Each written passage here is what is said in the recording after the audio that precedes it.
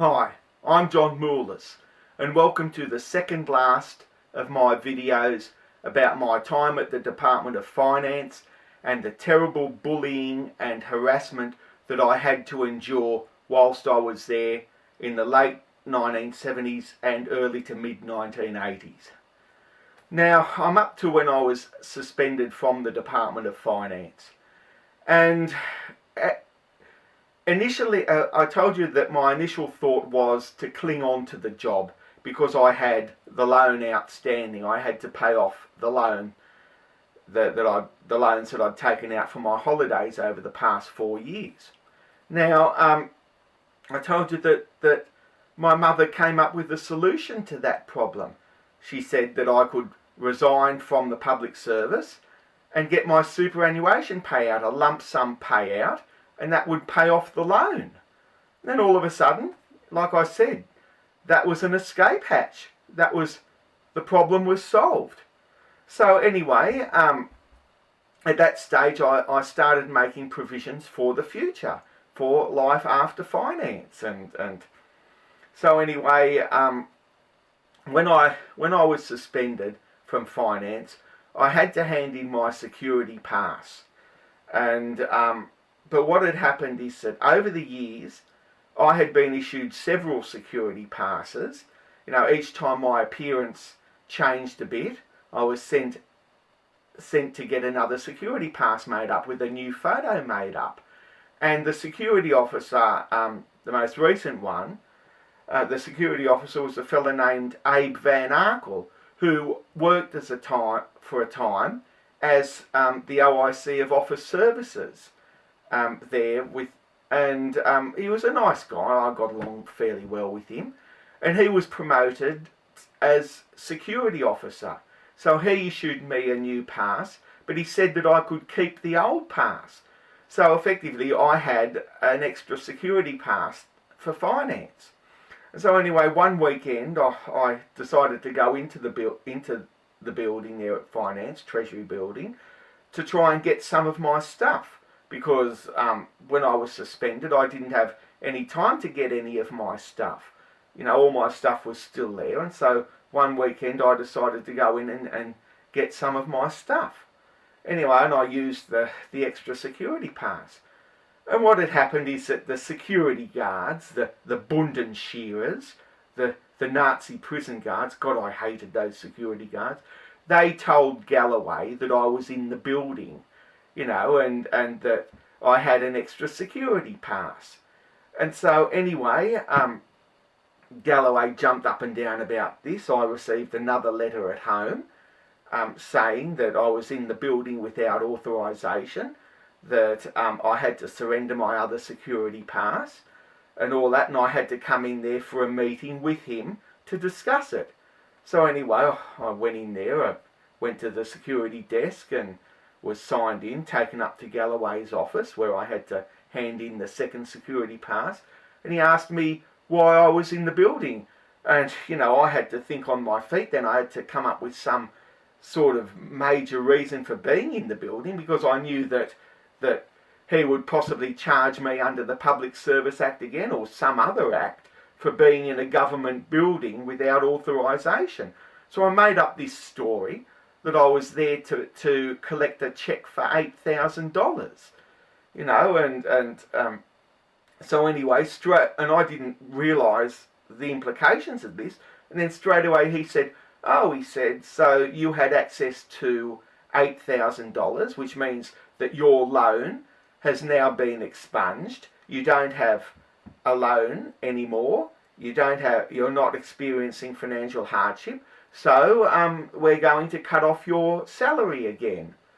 And I thought, oh no. And so anyway, I received another letter from Galloway saying that I had lied on a statutory declaration, because when I applied to get my salary put back on when I was first suspended, I had to supply a statutory declaration saying that I was experiencing financial hardship, and I had to provide proof, which was the photocopies of my father's dole form and the loan from the credit union and everything like that, and my salary was put back on. So he sent me a letter saying that I had possibly lied on a statutory declaration, and that this matter was being sent to the Australian Federal Police for investigation.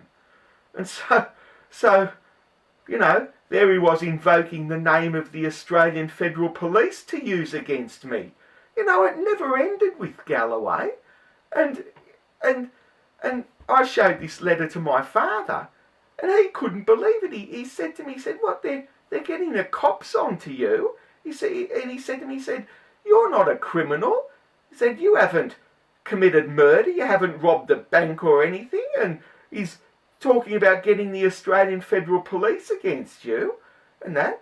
And so, but it was all just lies, it was all bullshit, because years later, I put in an FOI request with the Australian Federal Police to ask about this investigation, and no investigation ever took place. They didn't even get any correspondence from Galloway or Finance about this matter at all. So Galloway was there lying, trying to use the name of the Australian Federal Police there to intimidate me. So anyway, I knew that I hadn't lied on the statutory declaration, because there was no mention of a cheque or anything like that. No cheque existed. So I had to send in another statutory declaration saying that I did not have access to a cheque for $8,000 or any other amount, that I still have the loan outstanding, that I'm still experiencing financial difficulties. And to their credit, they put my salary back on straight away. But anyway, the new year of 1986 had started, and I had to start making provisions for the future. I mean, I'd received the letter from Galloway advising me that I was being dismissed, and I had put in an appeal against it. And, like I said, the Promotions Appeal Committee, which was going to hear the appeal, that was being reconstituted as the Merit Protection Review Agency. And so goodness knows when the appeal was going to be held. They probably already had a big backlog of appeals they had to hear, and starting up a new government agency and sorting all of that out. I didn't know when the appeal was going to be held. It could be held in another month's time, or 2 months' time, or more than a year's time. I could have been under suspension for more than a year. So I really had to start making plans for life after finance, life after the public service. So I decided to pursue those doors that had opened for me. I wanted to do a course in journalism and photography and communications, a communications degree, and I wanted to move up to Byron Bay. I wanted to move up to Lismore, Byron Bay, the Summerland area, and do the course up there at Northern Rivers College of Advanced Education in Lismore. So I applied for that, and I got a notice arranging an interview up there, and so I used that as an excuse to have a holiday up north again. And I went to the credit union and applied for another loan, got another loan, and so anyway, I put a portfolio together with my letters to the editor, with my best photos in it, and a couple of the articles, dummy articles that I'd written for newspapers and that I'd submitted to newspapers. I put all this in a portfolio.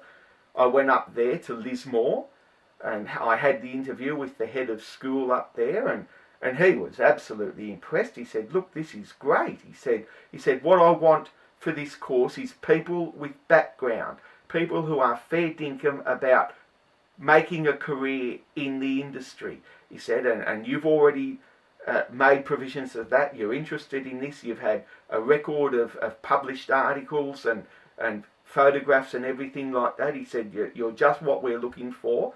And I was accepted into it. So anyway, the rest of the holiday, I was there at Byron Bay, and then I went up to Sunshine Beach, which is next to Noosa. I stayed at the youth hostel at Sunshine Beach. I was there for 3 days, and wouldn't you know it, there was a cyclone up there. and it was just raining and terrible weather for all those 3 days. It was awful, and wouldn't you know it, on the very last day when I had to catch the bus to go back to Brisbane and then back to Canberra, the sun came out. That morning, beautiful sunny weather, and it was just a really sour note to end what turned out to be my very last holiday up north. In fact, I didn't know at the time that would be my last holiday up there. I mean, I had this idea that, I'd be going back there again the following year and the year after that, but I didn't know it at the time that would be my last holiday up there, and I haven't been up there since, in all these years since. But anyway, I came back to Canberra, and I had to put in that Northern Rivers College sent me a letter saying that I had to put, and I went into the ballot for student residences there, and I also had to send them a deposit of $30 to secure my place in the course.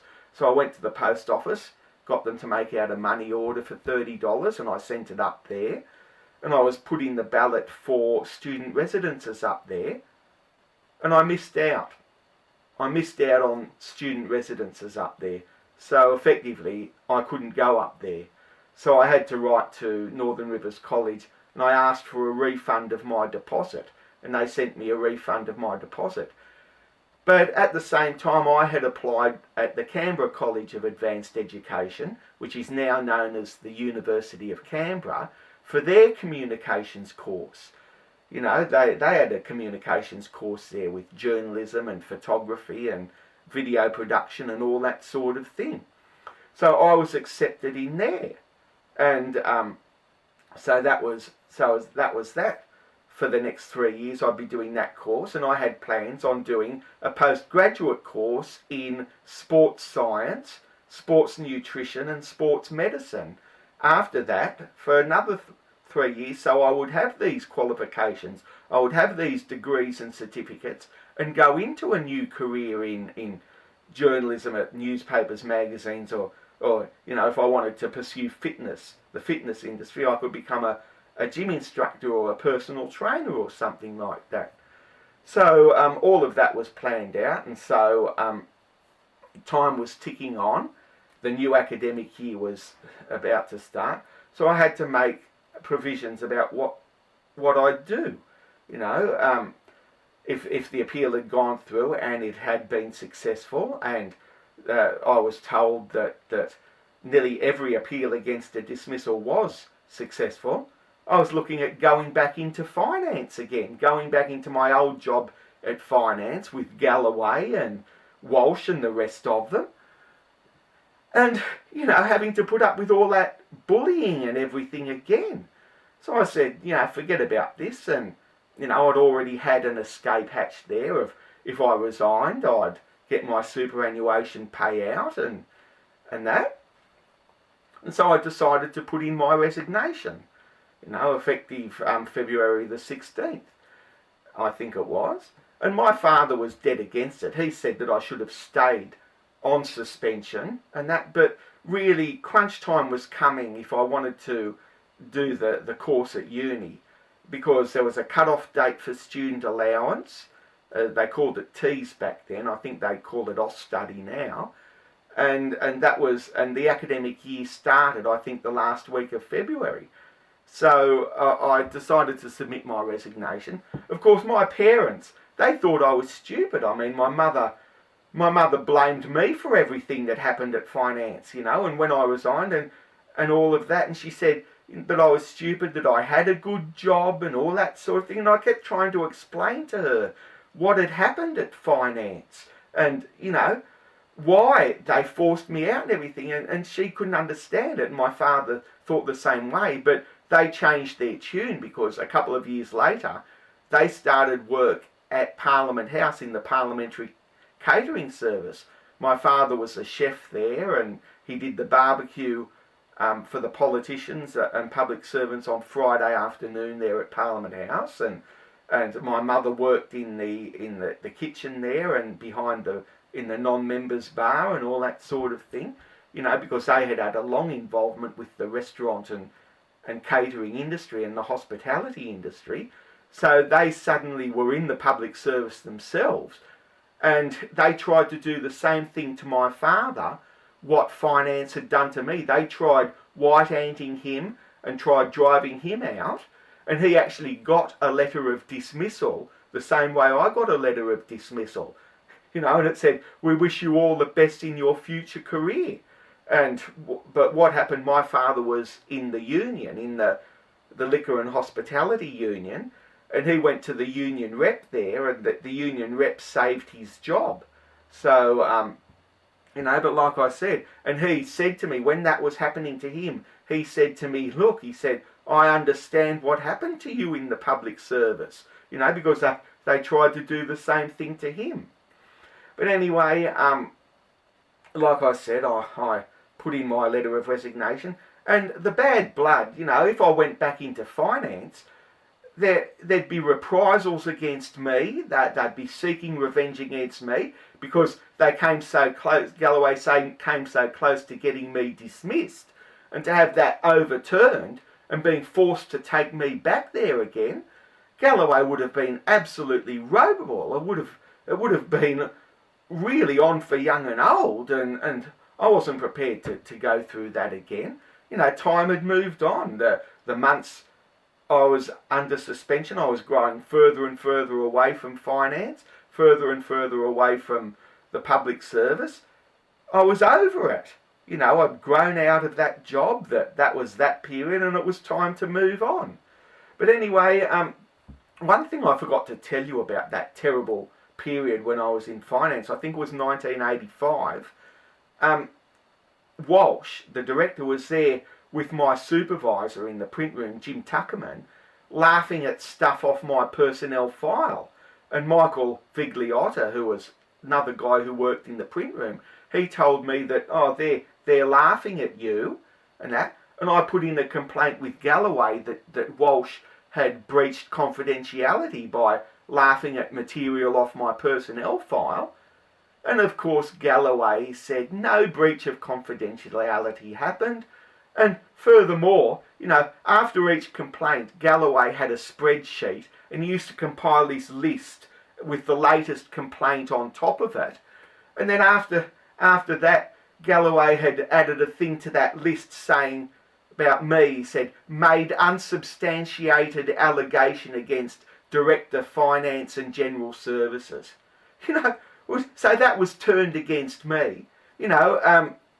Like I said, everybody else in the place could make complaints against me and have them all upheld and everything. But if I made a complaint about somebody else, I was making unsubstantiated allegations. But anyway, that was back then, and like I said, I was suspended from finance. That was over. I was moving towards a new future in doing study. Like the song said at the time, the future's so bright I gotta wear shades. I was looking towards the future and everything, and I'd had my final holiday up north, and Byron Bay and Sunshine Beach and everything, and I was moving towards a new future. I put in my resignation, and I knew all along that if I resigned, if I put in my resignation, it would be accepted straight away. And it was accepted straight away, and I got the letter back saying with my final payout of unpaid leave and all that sort of thing. And that was about $1,500 or $2,000, and that took care of loan repayments over the next 2 or 3 months. And I was just very lucky that I did get that money, as I'll tell you in the next video.